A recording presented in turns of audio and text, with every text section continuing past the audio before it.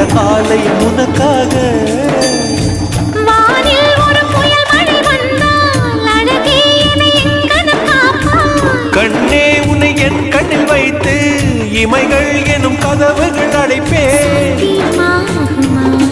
நான் சத்தியம் செய்யவா? தொடு தொடுவெனவே வானவில் என்னை தூரத்தில் அழைக்கின்ற நேரம். Uba,